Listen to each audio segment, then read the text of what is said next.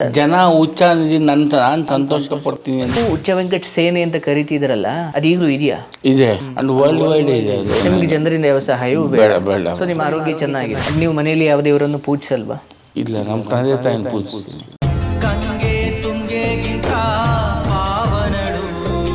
ನಾನು ಪ್ರತಿಯೊಬ್ಬರು ಮನೆ ಹೆಣ್ಮಕ್ಳು ಚಪ್ಪಲಿ ನಾನು. ಸೊ ನಿಮಗೆ ರಾಜಕೀಯ ಆಸಕ್ತಿ ಇದೆಯಾ? But love marriage is best marriage ನನ್ನ ಪ್ರಕಾರ. ಸಿಗರೇಟ್ ಸೇದೋದಾಗ್ಲಿ, ಕೆಟ್ಟ ಕೆಲ್ಸಗಳು ಮಾಡೋದಾಗ್ಲಿ ಮಾಡಕ್ ಹೋಗ್ಬೇಡಿ. ಮಾಡೋದೆಲ್ಲ ಮಾಡಿ ಬೇಡ ಪರದೇಸಿ, ಎದ್ದೇಳು ಕೊನೆ ಬಸ್ಸಿಗೆ ಟೈಮ್ ಆಗಿದೆ. ಮಾಡೋದೆಲ್ಲ ಮಾಡಿ ಬೇಡ ಪರದೇಸಿ, ಎದ್ದೇಳು ಕೊನೆ ಬಸ್ಸು ಟೈಮ್ ಆಗಿದೆ. ಮತ್ತೆ ಈಗಲೂ ನೀವು ಸ್ವಂತ ಸಿನಿಮಾ ಪ್ರೊಡ್ಯೂಸ್ ಮಾಡೋರು ಅಥವಾ ನಿರ್ದೇಶನ ಮಾಡೋರು ಇದ್ದೀರಾ? ಇಲ್ಲ, ಇವಾಗಿಲ್ಲ. ಇವಾಗ ನೀವು ಎಲ್ಲ ಅವಕಾಶ ಬಂದರೆ ಹೋಗ್ತೀರಾ? ತಂದೆ ತೀರ್ಕೊಂಡ ನಂತರ ನೀವು ನಿಮ್ಮ ಜೀವನದಲ್ಲಿ ನೀವು ಕಂಡ ಕನಸುಗಳಿಗೆಲ್ಲ ತಂದೆ ಬೆಂಬಲವಾಗಿ ನಿಂತಿದ್ರು. ಅವ್ರು ಹೋದ್ಮೇಲೆ ನಿಮಗೆ ಯಾಕೋ ಒಂಟಿ ಅಂತ ಅನ್ನಿಸ್ತಾ? ತುಂಬ. ಅದನ್ನು ಹೇಗೆ ಈಗ ನೋಡಿ, ಜನ ಯಾಕೋ ಹುಚ್ಚ ಅಂತಿದ್ದಾರೆ. ಜನ ಹುಚ್ಚ ನಾನು ಸಂತೋಷ ಪಡ್ತೀನಿ. ಜನ ಯಾರು ನನ್ನ ಹುಚ್ಚಿನ ಥರ ನೋಡ್ತಾ ಇಲ್ಲ, ಜನ ಮನೆ ಹುಡುಗನ ಥರ ನೋಡ್ತವ್ರೆ. ನಾನು ಮೊದಲೇ ಹೇಳಿದ್ದೀನಿ, ನಾನು ಪ್ರತಿಯೊಬ್ಬರು ಮನೆ ಹೆಣ್ಮಕ್ಳು ಚಪ್ಪಲಿ ನಾನು. ಅವ್ರನ್ನ ಅಲ್ಲಿಂದ ರಕ್ಷಣೆ ಮಾಡ್ತೀನಿ. ಪ್ರತಿಯೊಬ್ಬನ ನಾನು ಪಾದದಿಂದ ರಕ್ಷಣೆ ಮಾಡೋಕ್ಕೆ ಇಷ್ಟಪಡ್ತೀನಿ. ಅವ್ರ ಕಷ್ಟದಲ್ಲಿ ಆಗೋಕ್ಕೆ ಇಷ್ಟಪಡ್ತೀನಿ. ಅವ್ರನ್ನ ಇಷ್ಟಪಡ್ತೀನಿ. ಜನ ನನ್ನ ಬಿಟ್ಕೊಟ್ಟಿಲ್ಲ, ನನ್ನ ಜನ ಕಂಡಮ್ ಮಾಡಿಲ್ಲ. ಇವಾಗ ಸೋಷಿಯಲ್ ಮೀಡಿಯಾ ತೊಗೊಂಡು ರೀಲ್ಸ್ ಎಲ್ಲ ನೋಡಿದ್ರು, ಶಾರ್ಟ್ಸ್ ಎಲ್ಲ ನೋಡಿದ್ರು ನಂದು ಹಾಕ್ತಾರೆ ಟ್ರೋಲು. ಆ ಟ್ರೋಲ್ ನನ್ನ ಕಂಡಮ್ ಮಾಡ ನನ್ನ ಇನ್ನೂ ಹೈಲೈಟ್ ಮಾಡ್ತಾರೆ. I'm thanks media press, social media. ಯಾವುದೇ ಟ್ರೋಲ್ ನೋಡಿ ನನ್ನ ಕಂಡಮ್ ಮಾಡೋದ. ನನ್ನ ಮೆಸೇಜ್ ಓರಿಯೆಂಟೆಡ್ ಆಗಿ ಆ ಮೆಸೇಜ್ ಇಟ್ಕೊಂಡೆ ಟ್ರೋಲಿಂಗು ಮಾಡ್ತಾರೆ. ಜನನಂತೂ ಬಿಟ್ಕೊಡಲ್ಲ, ನೀವೇನೇ ಮಾಡಿ. ಯಾಕಂದರೆ ಜನ ನನಗೆ ಅಷ್ಟು ಪ್ರೀತಿ ಕೊಟ್ಟವ್ರೆ. ಜನ ಇಲ್ಲಿ ತಪ್ಪಿಲ್ಲ ಅಂತ ಹೇಳಿಲ್ವಾ ನಿಮಗೆ? ಜನ ತಪ್ಪಿಲ್ಲ, ಜನ ಸೆಕೆಂಡ್ ಟೈಮ್ ರಿಲೀಸ್ ಮಾಡೋಕೆ ಬಂದ್ರಲ್ವ, ಹೌಸ್ಫುಲ್ ಆಯ್ತಲ್ಲ. ಅದು ಸಂತೋಷನ ಥಿಯೇಟ್ರು, ದೊಡ್ಡ ಥಿಯೇಟ್ರಲ್ಲಿ ಹೌಸ್ಫುಲ್ ಆಯಿತು. ಸೊ ನೀವು ಆನಂತರ ಒಂದಷ್ಟು ಸಮಯ ನೀವು ಕಾಣಿಸ್ಕೊಳ್ಳೇ ಇಲ್ಲ. ಎಲ್ಲೂ ಹೋಗಿದ್ರಿ? ಇಲ್ಲ, ನಾನು ವೀಡಿಯೋಗಳು ಬಿಡ್ತಾ ಇದ್ದೆ. ಈಗ ಕೆಲವರು ಬ್ಯುಸಿಯಾಗಿರ್ತಾರೆ, ಇನ್ನೂ ಕೆಲವರು ನಾನು ಹೇಳಿಲ್ಲ, ಅವ್ರು ನೋಡೋದೇ ಇಲ್ಲ. ನೋಡಿದ್ರೆ ಹೆಂಗೆ ಗೊತ್ತಾಗುತ್ತೆ? ಸೊ ನೀವೆಲ್ಲೂ ಮಾಯ ಆಗಿರ್ಲಿಲ್ಲ, ಕಾಣೆ? ನಾನು ವೀಡಿಯೋಗಳು ಬಿಡ್ತಾ ಇರ್ತೀನಿ, ದಿನ ಬಿಡ್ತೀರಿ? ಎಲ್ಲಿ? ನಿಮ್ಮ ಫೇಸ್ಬುಕ್ಕಲ್ಲಿ ಬಿಡ್ತೀರಾ? ಫೇಸ್ಬುಕ್ಕು, ಇನ್ಸ್ಟಾಗ್ರಾಮು, ಯೂಟ್ಯೂಬ್ ನಿಮ್ಮದೇ ಚಾನಲ್ ಇದೆಯಾ? ಚಾನಲ್ ಮಾಡ್ತಾ ಇದ್ದೀನಿ. ಚಾನಲ್ ಇದೆ, ಅದು ಇನ್ನೂ ಇದು ಮಾಡಲಿಲ್ಲ. ಓಕೆ, ಇಲ್ಲಿ ನನ್ನೊಂದು ನೇರವಾದ ಪ್ರಶ್ನೆ ಇದೆ. ನೀವು ಹುಚ್ಚ ವೆಂಕಟ ಸೇನೆ ಅಂತ ಕರಿತಿದ್ರಲ್ಲ, ಅದು ಈಗಲೂ ಇದೆಯಾ? ಇದೆಯಾ? ಅದು ಅವರೇ ಫೋನ್ ಮಾಡಿ, ನಾವು ನಿಮ್ಮ ಸಂಘ ಕಟ್ಟಿದ್ದೀನಿ ಅಣ್ಣ ಅಂತಾರೆ. ನಾನು ಫಸ್ಟು ಬಡವ್ರಿಗೆ ಹೆಲ್ಪ್ ಮಾಡಿ, ನನ್ನ ಸಂಘ ಕಟ್ಟಿ ಅನ್ನೋದಲ್ಲ, ನಿಮ್ಮ ತಂದೆ ತಾಯಿ ಚೆನ್ನಾಗಿ ನೋಡ್ಕೊಳ್ಳಿ ಅಂತ. ಆ್ಯಂಡ್ ವರ್ಲ್ಡ್ ವೈಡ್ ಇದೆ ಅದು. ಬೇಕಾದ್ರೆ ಫೇಸ್ಬುಕ್ಕಲ್ಲಿ ಓಪನ್ ಮಾಡಿ, ವೇರ್ ಇಸ್ ಹುಚ್ಚ ವೆಂಕಟ ಸೇನೆ ವರ್ಲ್ಡ್ ವೈಡ್ ಅಂತ ನೋಡಿ. ಹುಚ್ಚ ವೆಂಕಟ ಸೇನೆ ಅಂತ ಹೊಡೆದ್ರೆ ನಿಮಗೆ ಎಲ್ಲ ಬರುತ್ತೆ. ಅವರೆಲ್ಲ ಒಂದೊಂದು ಜಾಗದಲ್ಲಿ ನನ್ನ ಹೆಸರಲ್ಲಿ ಜನರಿಗೆ ಹೆಲ್ಪ್ ಮಾಡ್ಕೊಂಬತ್ತವ್ರೆ, ಹೆಲ್ಪ್ ಮಾಡ್ತಾರೆ. ಇವತ್ತಿಗೆ ನಿಮಗೆ ಡೈಲಿ ಸಿನಿಮಾ ಕೆಲಸ ಸಿಗ್ತಾ ಇದ್ದಾವ ಅಥವಾ? ಸಿಗುತ್ತೆ, ಡೈಲಿ ಏನಾದರೂ ಒಂದಲ್ಲ ಒಂದಿರುತ್ತೆ. ಓಕೆ, ಭಗವಂತ ಕೈ ತುಂಬ ಕೆಲಸ ಕೊಟ್ಟಿದ್ದಾನೆ, ಮೋಸ ಏನು ಮಾಡಿಲ್ಲ. ಇಲ್ಲ. ಆಯಿತು. ಈಗ ಮುಂದುವರೆದು ನೀವೊಂದು ಸಿನಿಮಾದಲ್ಲಿ ಹಾಡು ಕೂಡ ಹೇಳ್ತಾ ಇದ್ರಿ. ನೀವು ಸಂಗೀತ ಕಲ್ತಿದ್ರಾ? ಇಲ್ಲ, ಹಾಗೆ ಹಾಡ್ತಾ ಇದ್ರಿ. ಓಕೆ, ಎಷ್ಟು ಹಾಡು ಹಾಡಿದ್ದೀರಿ ಇಲ್ಲಿವರೆಗೂ? ಒಂದು ನನ್ನ ಪಿಕ್ಚರ್ಗೆ ಕಾವೇರಿ ಸಾಂಗು, ಕಾವೇರಿ, ಕಣ್ಣುಗಳೇ ಅಂತ ಒಂದು ಸಾಂಗು. ಅದು ಬಿಟ್ಟು ತಿಕ್ಲ ಹುಚ್ಚ ವೆಂಕಟ್ಗೆ ಎಲ್ಲ ಸಾಂಗು, ಡಿಕ್ಟೇಟರ್ ಪಿಕ್ಚರ್ಗೆ ಎಲ್ಲ ಸಾಂಗು ನಾನೇ ಹಾಡಿರೋದು. ಅದು ಎಲ್ಲ ಸಾಂಗ್ನು ನೀವೇ ಹಾಡಿರೋದು? ನಾನೇ ಹಾಡಿರೋ. ಲಿರಿಕ್ಸು ನಂದೇ. ಲಿರಿಕ್ಸು ನೀವೇ ಬರೆದ್ರಿ? Lady portion ladies ಹಾಡೋನೆ.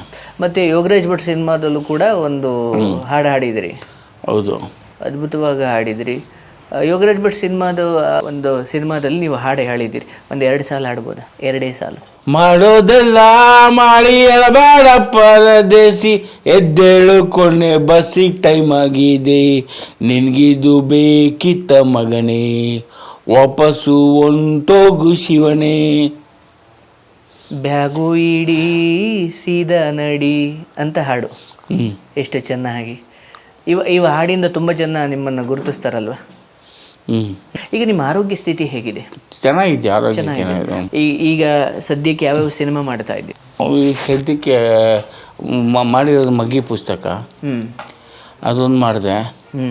And guest appearance. ಇನ್ನು ಶಾರ್ಟ್ ಮೂವಿ ಒಬ್ಬರು ಫೋನ್ ಮಾಡೋರೆ, ಮಾಡ್ತೀನಿ ಅಂದವ್ರೆ. ಅದು ಪ್ರಾಬಬ್ಲಿ ನೆಕ್ಸ್ಟ್ ಫ್ರೈಡೇ ಶೂಟಿಂಗು. ಅದು ಶಾರ್ಟ್ ಮೂವಿ 4 ಜನ ಸೇರಿಕೊಂಡು ಮಾಡ್ತವ್ರೆ. ಅದು ಫ್ರೈಡೇ ಇದೆ.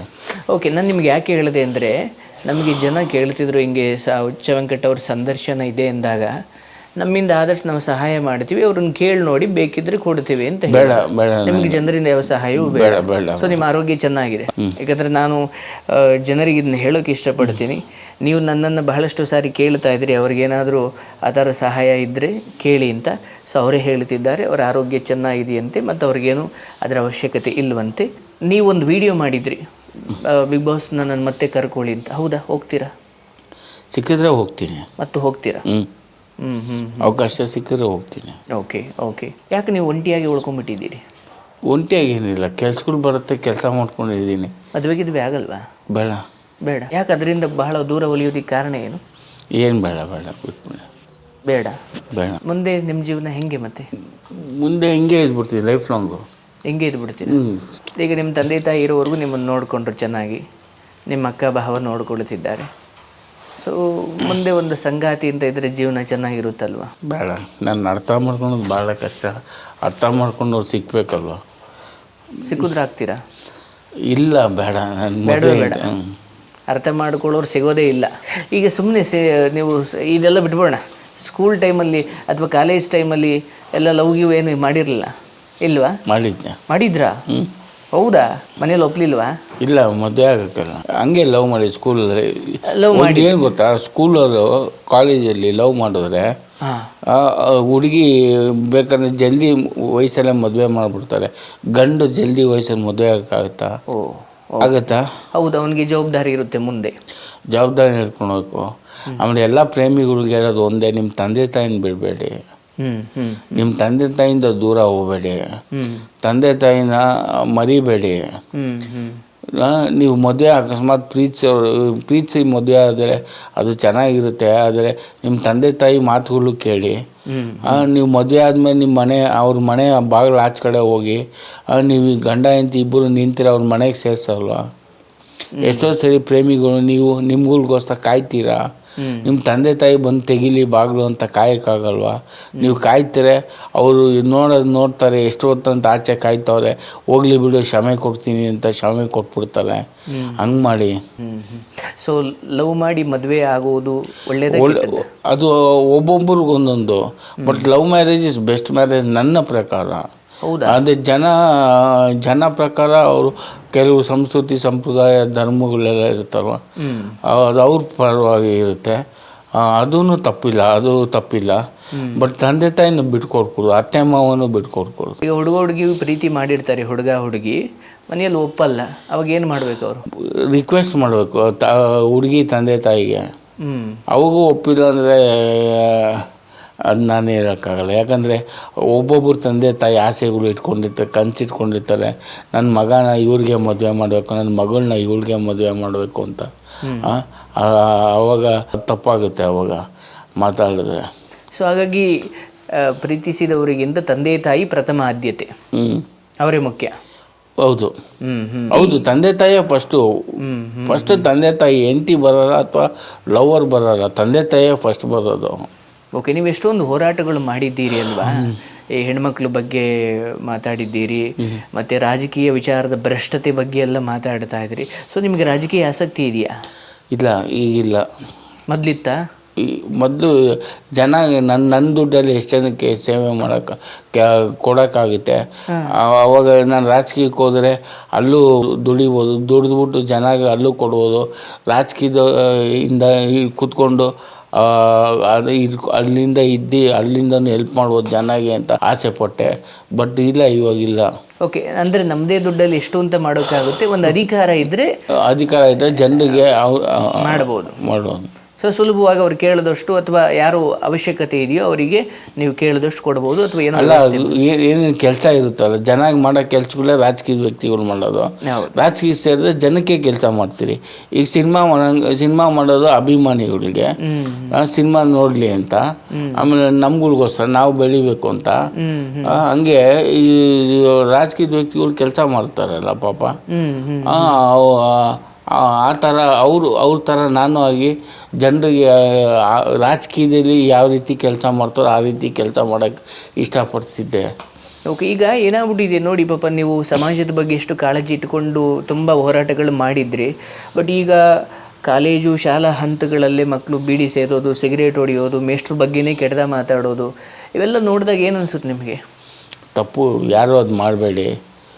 ಗುರುಗಳ್ನು ಬಿಡಬೇಡಿ. Don't leave teachers also. ಟೀಚರ್ಸ್ನು ಬಿಡಬೇಡಿ. Don't smoke. ಇದೆಲ್ಲ ನೋಡಬೇಕು. ಇದು ರಿಕ್ವೆಸ್ಟ್ ಹುಡುಗರಿಗೆ, ಅವ್ರ ಗೈಸ್, ಸ್ಮಾಲ್ ಗೈಸ್, ಸ್ಕೂಲ್ ಹುಡುಗರು, ಕಾಲೇಜ್ ಹುಡುಗರು ರಿಕ್ವೆಸ್ಟು. ಯಾವುದೇ ಕಾರಣಕ್ಕೆ ಸಿಗರೇಟ್ ಸೇದೋದಾಗಲಿ, ಕೆಟ್ಟ ಕೆಲಸಗಳು ಮಾಡೋದಾಗಲಿ ಮಾಡೋಕ್ಕೆ ಹೋಗಬೇಡಿ. ನಿಮ್ಮ ತಂದೆ ತಾಯಿನ ನೆನೆಸ್ಕೊಳ್ಳಿ. ಅವ್ರು ಎಷ್ಟು ಕಷ್ಟಪಟ್ಟು ನಿಮ್ಮನ್ನು ಅಷ್ಟು ದೊಡ್ಡವರಾಗಿ ಮಾಡಿರ್ತಾರೆ. ಅವ್ರಿಗೆ ನೋವು ಕೊಡ್ತೀರಾ, ಅವ್ರು ನೋವು ಕೊಟ್ಟ ತಪ್ಪಲ್ವಾ? ಅವ್ರು ನೋವು ಕೊಟ್ಟರೆ ನೀವು ಚೆನ್ನಾಗಿರಲ್ಲ. ಸೊ ನೀವು ದೇವರನ್ನು ನಂಬ್ತೀರಾ? ನಮ್ಮ ಅಪ್ಪ ಅಮ್ಮ ದೇವರು, ನೀವು ದೇವರನ್ನು ನಂಬಲ್ಲ? ನಂಬ್ತೀನಿ. ಅಲ್ಲ, ನನ್ನ ಪಾಳಿ ನಮ್ಮ ಅಪ್ಪ ಅಮ್ಮನೇ. ನಿಮ್ಮ ತಂದೆ ತಾಯಿನೇ ದೇವರು. ನೀವು ಮನೆಯಲ್ಲಿ ಯಾವ ದೇವರನ್ನು ಪೂಜಿಸಲ್ವಾ?